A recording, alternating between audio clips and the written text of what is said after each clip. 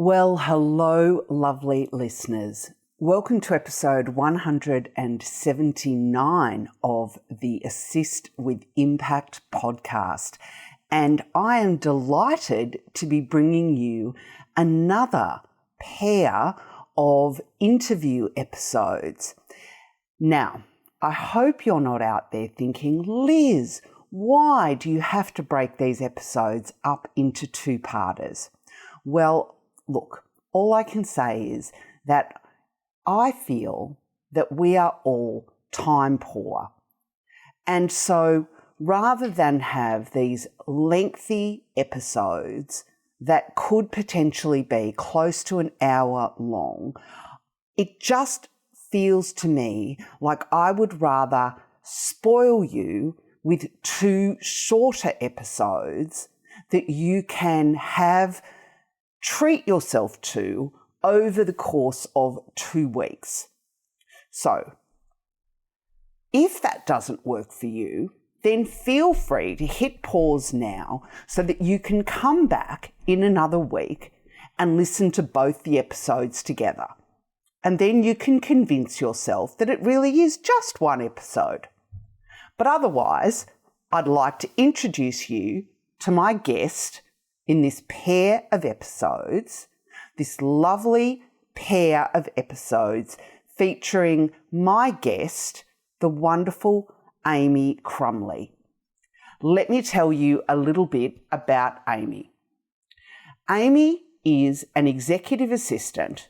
She is currently the executive assistant to the COO, the CCO, and the SVP at Samba TV. Samba TV is a revolutionary television technology company that generates data at the core of TV. With 24 years of experience as an administrator, Amy has been blessed with the opportunity to serve as a CEO twice and was privileged to provide support to business owners and small businesses throughout her extensive career.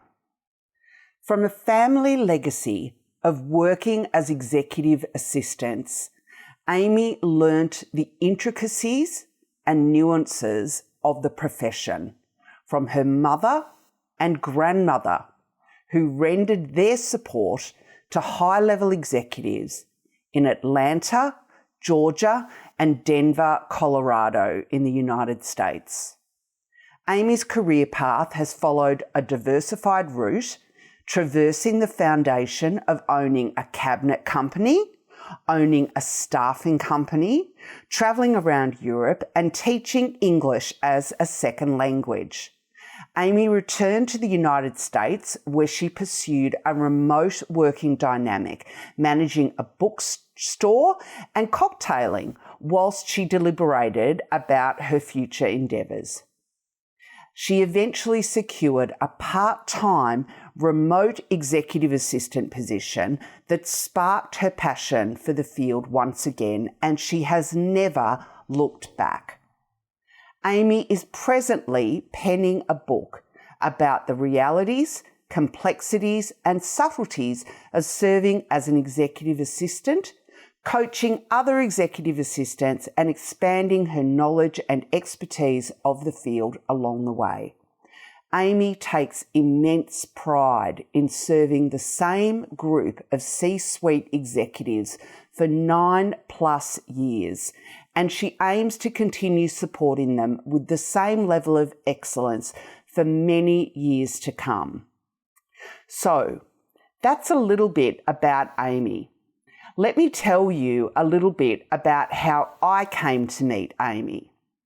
So, as you may or may not know, I love spending time on social media, particularly Instagram. I'm a very visual person, and I love following accounts that not only speak in terms of their words to my sort of what I love to hear in terms of the skills, values, and behaviours that align with what I think linchpin assistants look like.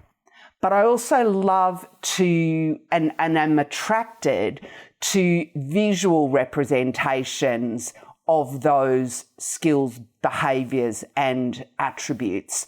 And I came across Amy's account on Instagram, and we started exchanging likes and comments on each other's posts.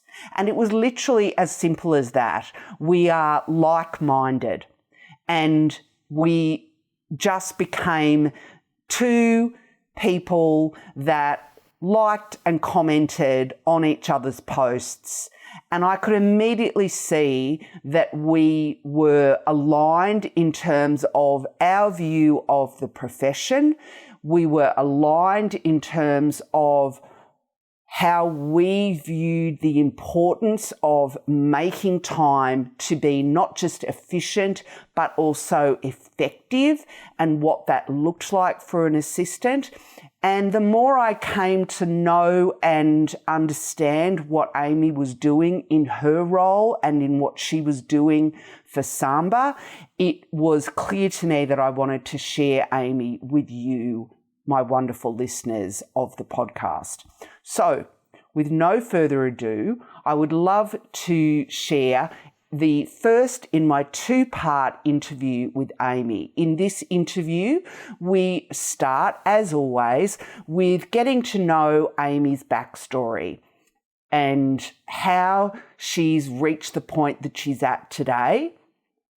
And in next week's episode, we're going to get into more specifics of what Amy feels is important for you to be effective and not just efficient.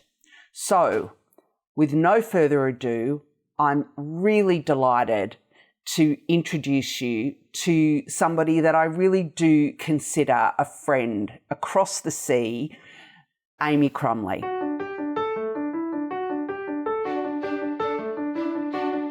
Hello, I'm Liz Van Vliet, and welcome to the Assist with Impact podcast. Join me as I explore the competencies and capabilities that allow you to assist with impact.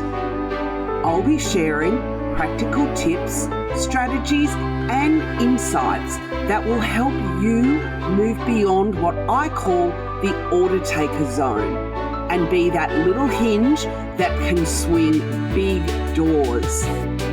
If you're ready to be more proactive and have more impact in your role, then this is the place for you.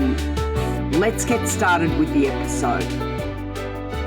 Well, hello, Amy Crumley, all the way over in the US. It is so lovely to have you on the Assist with Impact podcast. Thank you for joining me. Absolutely. I've been looking forward to this since the day we started emailing each other. Oh, it's so lovely to have you here. Thank you. Welcome, and thank you. You're joining. It's morning here in Australia and it's evening where you are. So yes. Thank you very much. Listeners, I have been looking forward to having Amy on the podcast. You will have heard in the introduction how we first connected was via Instagram on the gram. I love connecting with people on social media and finding people that are like-minded, and Amy is definitely one of those people. So, Amy, as always on the podcast, I love to start off the interview with inviting people to tell me and tell the listeners a little bit about your experience navigating what I describe as the career spider frame or climbing frame.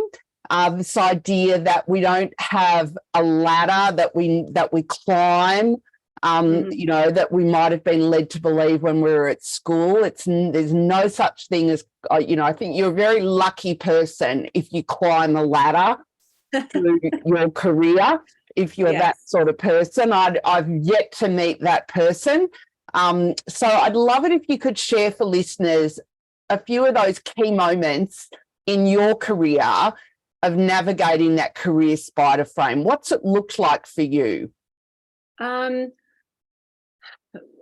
Are we starting from the beginning or from You the can middle? start wherever you It's a like. long You story. take us on the journey.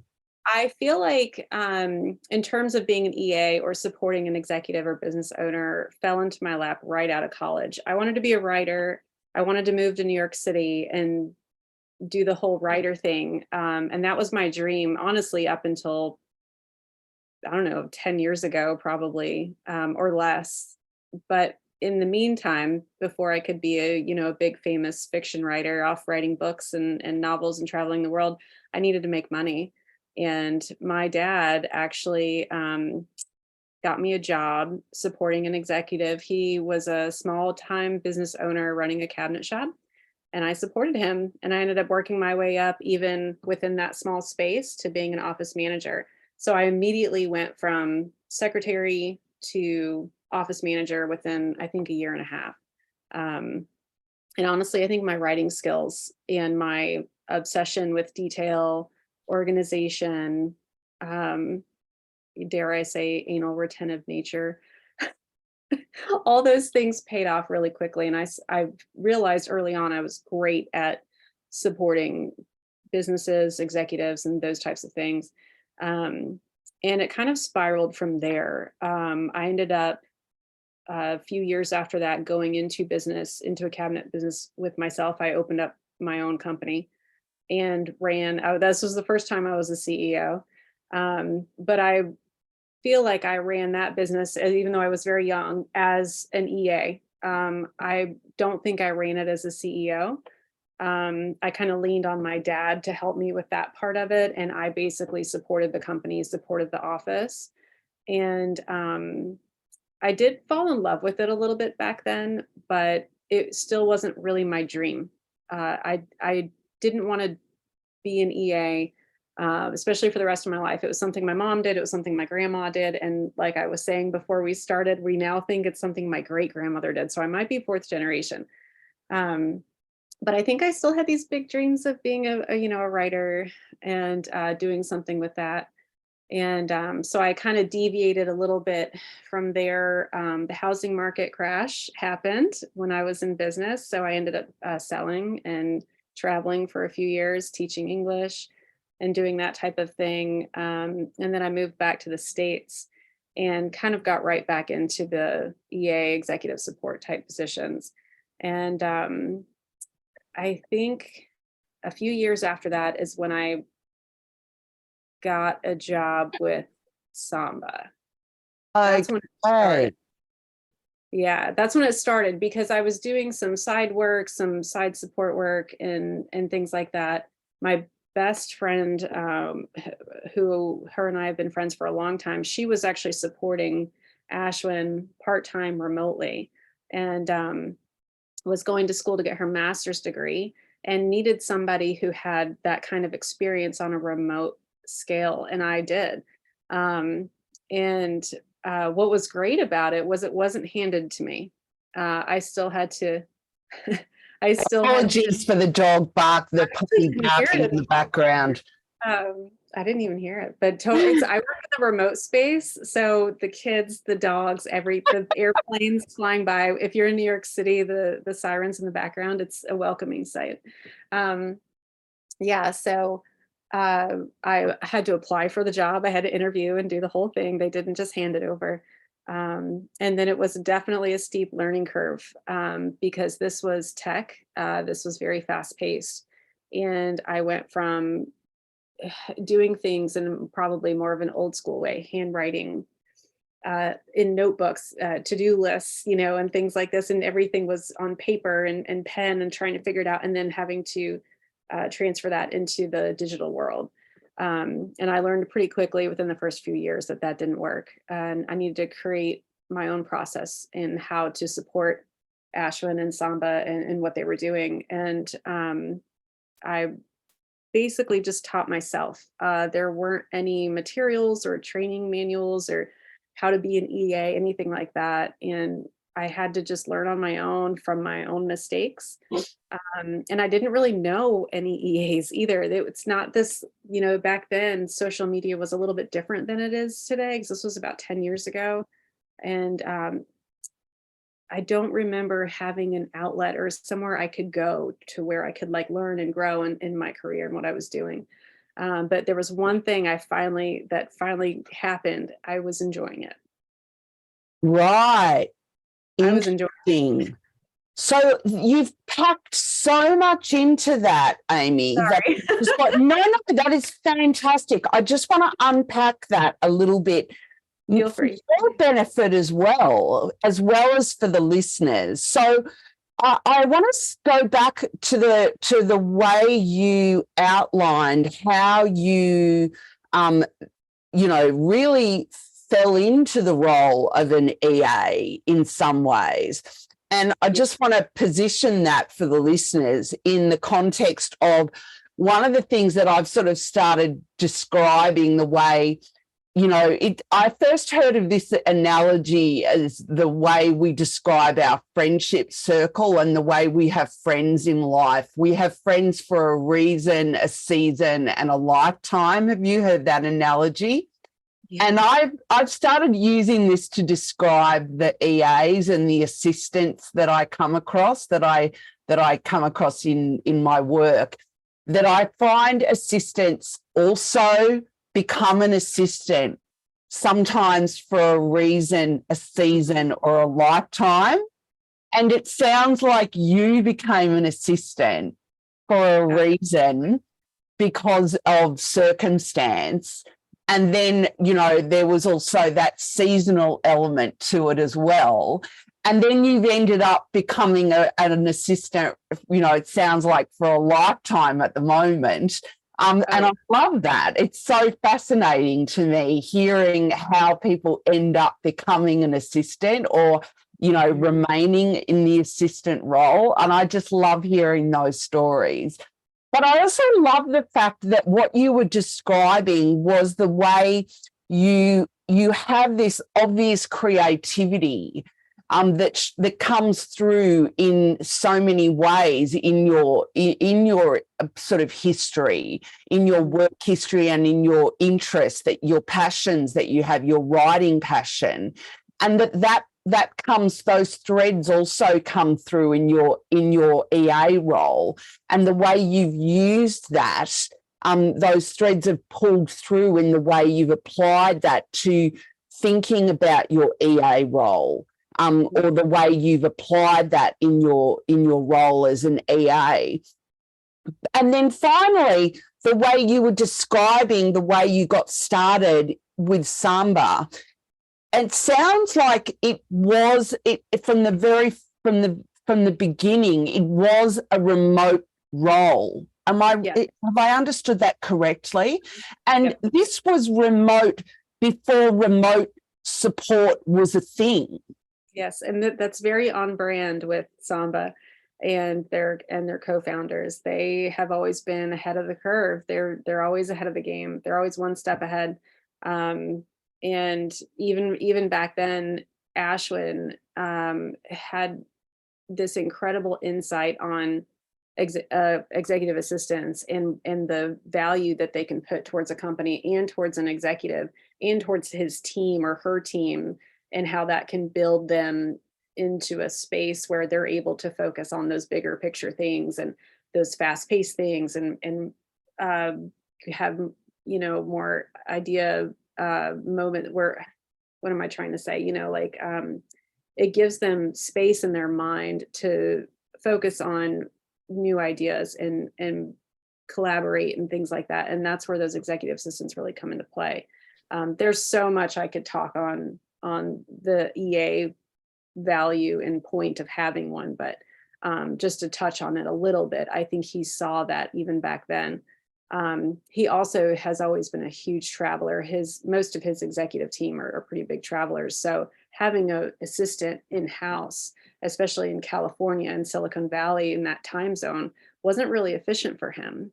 He really needed somebody on the East Coast that was comfortable with those European time zones, as well as the American and South American and things like that. Having somebody on Pacific time is difficult because they're always 3 hours behind of everything. So just tell me, for the listeners' benefit, Samba, in terms of the technology, what do they do? What is the technology? The mission statement is that Samba creates data at the heart of television. So it's basically advertising, but Ashwin and Samba and the co-founders and my main boss right now, Alveer, who's his brother, they've created a more scientific approach to television data. So it it can go two ways, on the buy side and the sell side. And they've also been pretty incredibly at the forefront of protecting consumer privacy.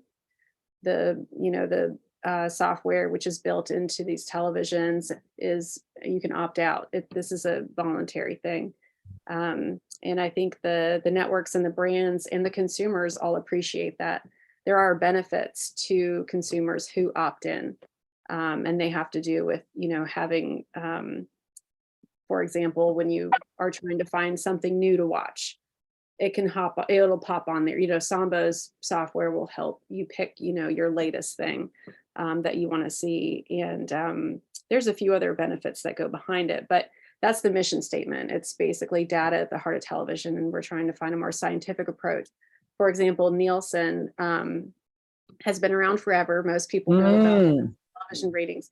Up until, I haven't had one recently, but fairly recently, they still were mailing, paper letters with money inside of it and asking you to please fill out this form saying what your favorite movie was and why you switched from this show to that show or something like that. And we'll send you, if you mail this back in, we'll send you another $5. Samba does that in real time on a digital space. And it's scalable. We have grown so much even since I've been with them all these years. Things have evolved. So it's an incredible company, and it's got leaders. And I think that being able to work under their umbrella has been such a joy. And I think that's one of the reasons why I've embraced being an EA so much. I'm not sure if I had been doing this for a tyrant, or maybe even on a larger scale, that I would have enjoyed it so much. Part of my passion and love for my job has to do with the people that I work with. Okay. Well, Amy, can I just say what you've just done so beautifully is demonstrated one of the key elements of my linchpin model is your organisational insights, is being able to articulate what your organisation does. So thank you for doing that. Oh, great. Thank you. That's wonderful. So let's get back to, so when you first started working for Samba, who were you supporting? You were Ashwin. Ashwin. I was supporting the CEO. Yeah. Okay. All right. And so in terms of your remote support, you were alluding to the fact that you needed to, you noticed and could see that you needed to adopt some systems and processes so that you could be more effective. Do you want to tell us more about that? Absolutely. So I think one of the things that I've always been great at are my communication skills and my response skills. That came early on supporting a tyrant for my first job. I learned very quickly, even if I didn't know what he was talking about, even if I didn't know what was going on, if he needed me at that moment, I knew that if I at least responded, confirmed receipt, made a note, I could figure it out later. And I had that with Ashwin in those early days where I was kind of put into the position quickly and didn't have a ton of training. And that's still the case to this day for most EAs. We don't go through weeks of training like a salesperson might, or an engineer, or, those EAs don't really get that. We get thrown into the mix immediately and have to dive right in with the skills that we currently have, which for me were communication, writing and things like that. But in the tech world, it gets a lot more strategic. There's, especially because there's a difference between an executive assistant who's supporting a CEO and, say, a secretary who's sitting in an office doing receptionist type duties. For someone like me, I had to start thinking strategically about Ashwin's emails and who he was talking to and the code words that he would be putting into his emails when he was discussing things with other clients or internal folks or whatever, because he didn't have time to lay it all out for me. So it was, I had to learn those first few years. I had to learn his language and his style and really understand also how to properly speak to other top executives on behalf of him. He would connect me with these really important people, and it was time for me to take over at that point in terms of scheduling meetings with the external people, getting prep meetings in there with the internal people and things like that. Knowing when to respond. For example, if an executive includes you as a CC and says, you know, we've discussed this internally, we would love to meet later on and you know, whatnot. It's not always good for the EA to immediately respond after that executive emailed them, because sometimes you want to give it a chance to ping them later in case they don't respond right away. Because then if he or she sends an email out and then you send one right after them, and then you're both just sitting there for a few days, that's not always effective. But if one of them emails them and then you ping them maybe later in the day or in the next morning, hey, you know, I'm just checking in on this, blah, blah, blah, blah, blah. That type of behavior, which is learned after, you know, experience and working with your executive for a long time, is really important. That type of communication where you start responding on an executive level.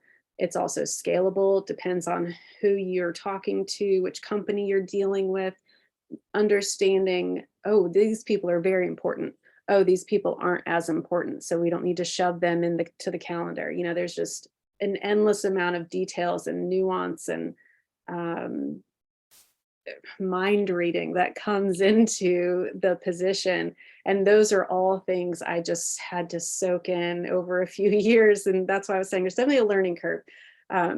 There was a few times where Ashwin, you know, he would tell me, oh, that's way too wordy. And he told me one time it was superfluous. And I was like, oh, I was heartbroken. I was like, oh, I was superfluous on an email and I'll never do it again. Just little things like that. That's so interesting. I'm curious to know, because what you've just been describing is what I call context. Mm-hmm. A lot of that is context.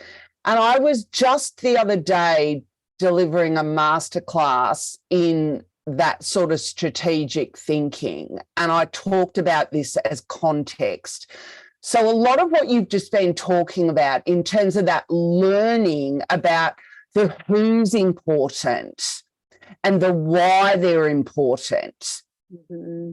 So did you learn that? I'm curious to know, and I know the listeners will be curious to know, did you learn that by reading emails, reading his sent emails, by reading the things that he was sending, reading what was coming into him, by just absorbing things over time, or by asking him, or by both? It was absorbing. There was not a lot of asking. Still really, that's one of the things that I think I was another learned trait to this day. I mean, honestly, just today, I support 3 executives right now, and I do everything in my power to not ask them questions. I try to take control of what's happening and I manage it the best that I can. If there are things, because I know them, that they would want to be involved in terms of decision making, obviously I'm going to ask them that question. Do you want this or this? Whatever it is. Even if it comes down to a sandwich, you never know. Sometimes they just don't want to eat that. Even if you know all their favorite foods, you know, little things like that. But in general, early on, no, I did not ask questions. I just really tried to figure it out on my own. It was a little bit of a trial and error, but he's a busy guy, and all the executive teams that I work with now and before were always just very, very busy, and I didn't want to bother them. And I think that's probably a personality trait just in myself. I'm also very independent, and I would rather figure it out myself than have them tell me what they want. And I think that's part of the executive assistant mantra of having that executive presence as well. Executive assistants, like I said before, different than like administrative assistants or receptionists, where we really need to think like an executive.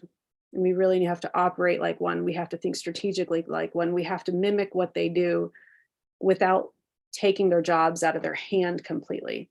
I think trying to take on all that power ourselves is not the answer either. They still need to do their job. We're just there to support them.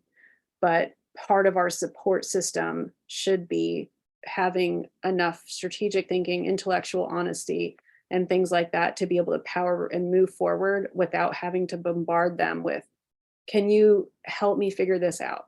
Mm-hmm. That's something I don't do.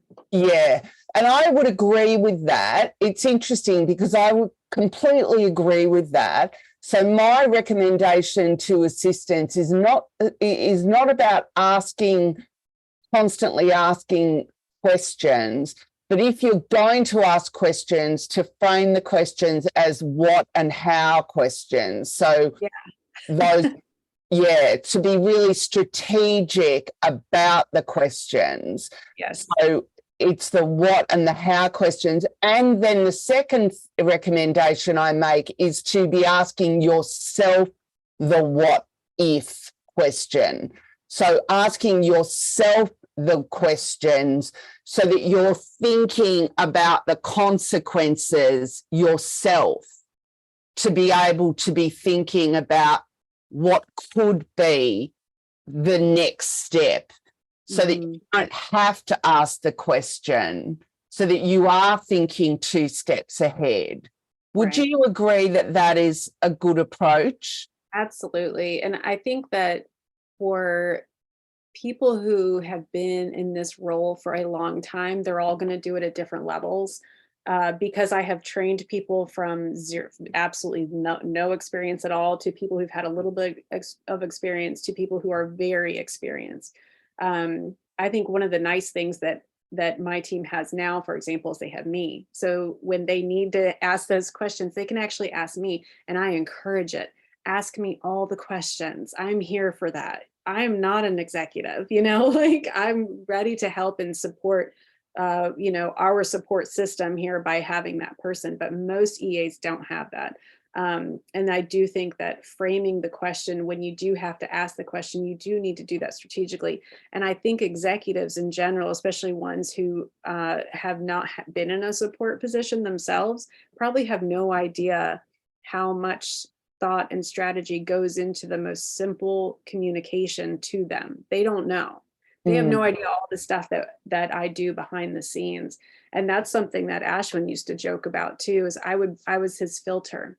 He had no idea a lot of things that he just, were not things that he needed to know about, but things that he didn't need to know about. A lot of mindless communication back and forth and all that stuff. It was just, I kept it from him.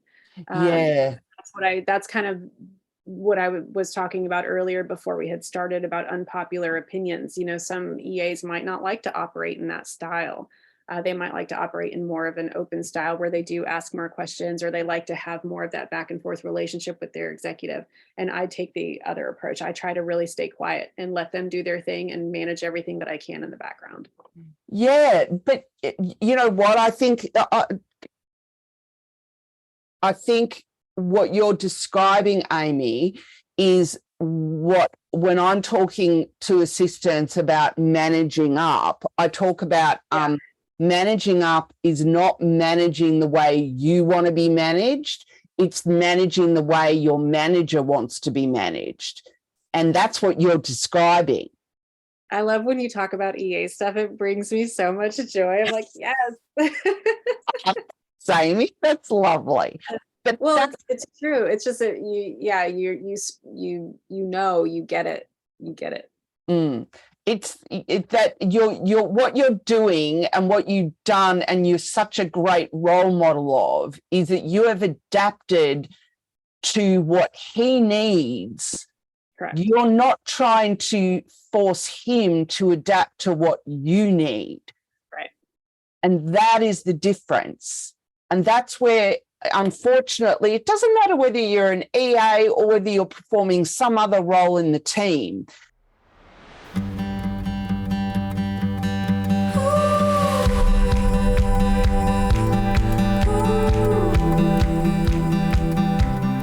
Thanks for listening to today's show. I hope you enjoyed it. If you'd like to see the show notes, head over to my website. It would be great if you haven't already done so.